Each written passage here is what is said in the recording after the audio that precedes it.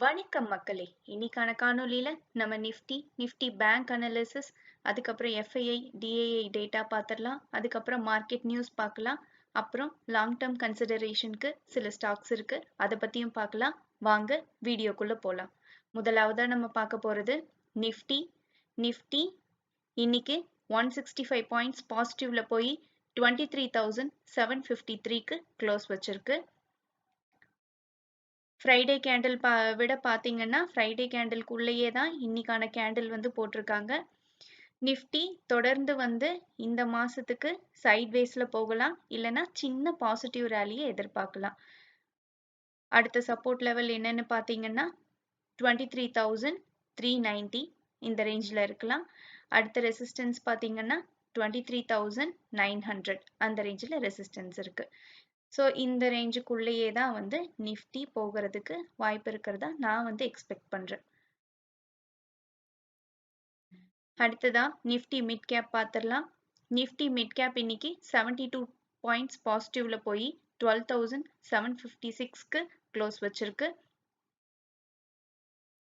Nifty mid கேப்ல அடுத்த support level பார்த்தீங்கன்னா 12,620, அடுத்த ரெசிஸ்டன்ஸ் லெவல் 12,800. அடுத்ததா நிஃப்டி பேங்க் பார்த்துடலாம். நிஃப்டி பேங்க் இன்னைக்கு 558 பாயிண்ட்ஸ் பாசிட்டிவ்ல போய் 51,317க்கு க்ளோஸ் வச்சிருக்கு. அடுத்ததா அடுத்த ரெசிஸ்டன்ஸ் பார்த்தீங்கன்னா 52,160ல ரெசிஸ்டன்ஸ் இருக்கு. அடுத்ததா இப்போ எஃப்ஐஐ டிஐஐ டேட்டா பார்த்துடலாம். இன்னைக்கு டிஐஐ நெட் பையர்ஸா இருந்திருக்காங்க. 2,227 crores-க்கு ஸ்டேக்ஸ் வாங்கியிருக்காங்க. எஃப்ஐஐ 168 crores-க்கு ஸ்டேக்ஸை வந்து வித்திருக்காங்க. நெட் செல்லர்ஸா இருந்திருக்காங்க எஃப்ஐஐ. அடுத்ததா ஸ்டாக் நியூஸ் பார்த்துடலாம். ஸ்ரீராம் ஃபினான்ஸ் அவங்களோட ஸ்டாக் ஸ்பிளிட்டுக்கான ரெக்கார்ட் டேட்டை வந்து அனௌன்ஸ் பண்ணிட்டாங்க. ஜான்வரி 10th தான் ரெக்கார்ட் டேட். இதுல வந்து ஃபேஸ் வேல்யூ அவங்களுக்கு 10ல இருந்து 2ஆ மாத்துறாங்க. அப்படின்னா ஒரு ஷேர் வச்சிருந்தா அது வந்து 5 ஷேரா மாறப்போகுது. ஸ்ரீராம் ஃபினான்ஸும் லாங் டேர்ம் ஹோல்டிங்க்கு ஒரு நல்ல ஸ்டாக் தான். இப்போவும் இந்த ஸ்டாக் வந்து கன்சிடரபிள் ரேஞ்சஸ்ல தான் இருக்கு. ஃபினான்ஸ் செக்டார் எல்லாமே வந்து ப்ரெஷர்ல இருக்கனால இந்த ஸ்டேக் வந்து நல்லாவே இதோட ப்ரைஸ் வந்து குறைஞ்சுதான் ட்ரேட் ஆயிட்டு இருக்கு. இப்போ ரீசெண்டா தான் இந்த ஸ்டாக் வந்து நிஃப்டி 50ல இடம் பிடிச்சது. அடுத்ததா ஜொமேட்டோ இன்னைக்கு சென்செக்ஸ் 30ல இடம் பிடிச்சிட்டாங்க. இதுதான் வந்து நியூ ஏஜ் கம்பெனி சென்செக்ஸ்ல இடம் பிடிக்கிறது. டாப் 30 பிளேஸ்ல இது வந்து 12th பிளேஸை வந்து பிடிச்சிருக்கு வித் 2.77% வெயிட்டேஜோட.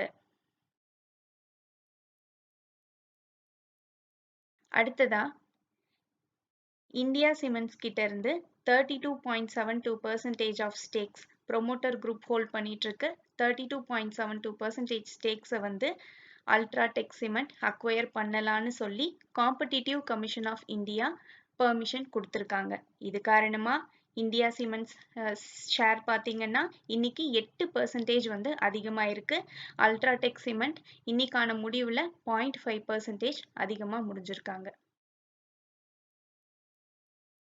அடுத்ததா சுப்ரீம் கோர்ட் வந்து கிரெடிட் கார்ட்ஸ்க்கு லேட்டா பே பண்ற கன்சியூமர்ஸ் மேல போடப்படுற வட்டி விகிதத்தை வந்து 30%-ஆ மெயின்டைன் பண்ணிட்டு இருந்தாங்க. இப்போ அதை தளர்த்திட்டாங்க.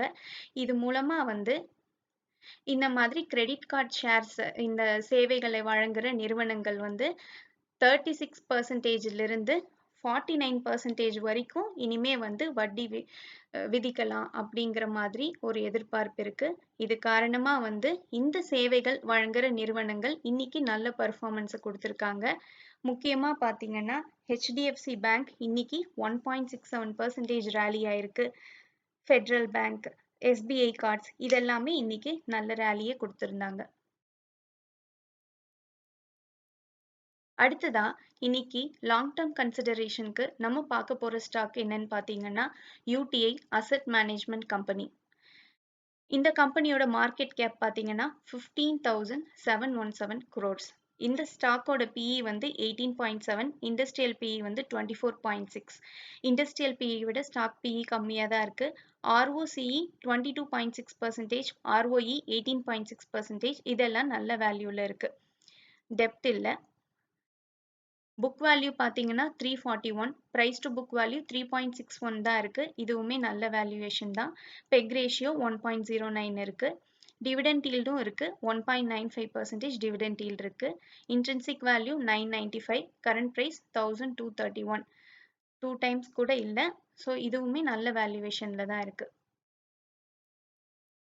இப்போ இந்த ஸ்டாக்கு கன்சிடரபிள் ரேஞ்சஸ் என்னன்னு பார்த்துடலாம்.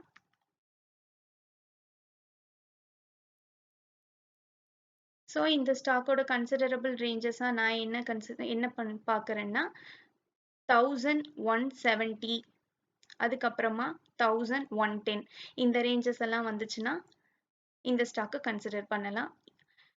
வெரி நெக்ஸ்ட் சப்போர்ட் லெவலாக வந்து 1200, 210, இந்த ரேஞ்சஸ் எல்லாமும் நல்ல சப்போர்ட் லெவல் தான். லாங் டேர்ம் ஹோல்டிங்க்கு இந்த ஸ்டாக் வந்து நல்ல கன்சிடரேஷனாக இருக்கும். அடுத்ததாக வந்து நம்ம பார்க்க போகிறது மார்க்சன்ஸ் ஃபார்மா. இந்த ஸ்டாக்கோட மார்க்கெட் கேப் பார்த்தீங்கன்னா 13,366 crores. இவங்களோட PE, stock PE 38.6, industrial PE 37.1. கிட்டத்தட்ட வந்து ஒரே அளவு தான் இருக்கு. ROCE பார்த்தீங்கன்னா 20.6%, ROE 16.5%, இதுவுமே நல்ல வேல்யூவேஷன் தான். ப்ரொமோட்டர் ஹோல்டிங் வந்து 44% இருக்கு. ப்ரைஸ் டு புக் வேல்யூ பார்த்தீங்கன்னா 5.8 டைம்ஸ் இருக்கு. ஸோ இது வந்து 5 விட அதிகமாக இருக்குது. இது கொஞ்சம் அதிகம் தான். ஸோ ஸ்டாக் ப்ரைஸ் வந்து இன்னும் கொஞ்சம் கரெக்ட் ஆச்சுன்னா இதை வந்து நம்ம கன்சிடர் பண்ணலாம். பெக் ரேஷியோ 1.1 இருக்கு. டிவிடெண்ட் ஈல்டு 0.2% இருக்கு. Intrinsic value 180. So current price வந்து 300 கிட்ட இருக்கு.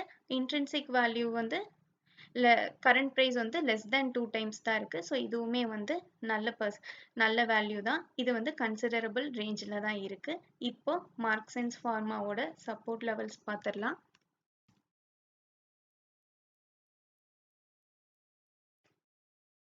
ஸோ இந்த ஸ்டாக்கோட அடுத்த சப்போர்ட் லெவல் எங்கே இருக்குன்னு பார்த்தீங்கன்னா 285 அந்த ரேஞ்சில் இருக்கு. அடுத்ததா 270. ஸோ இந்த வேல்யூஸ் எல்லாம் வந்துச்சுன்னா இந்த ஸ்டாக்கை வந்து லாங் டேர்ம் ஹோல்டிங்க்கு கன்சிடர் பண்ணலாம்.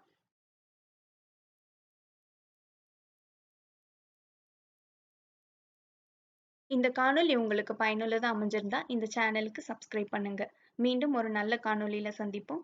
நான் செபி ரெஜிஸ்டர்ட் அட்வைசர் இல்லை. உங்களுக்கு பங்குச்சந்தை முதலீட்டுல சந்தேகங்கள் இருந்தா செபி ரெஜிஸ்டர்ட் அட்வைசரை தொடர்பு கொள்ளலாம். நன்றி மக்களே.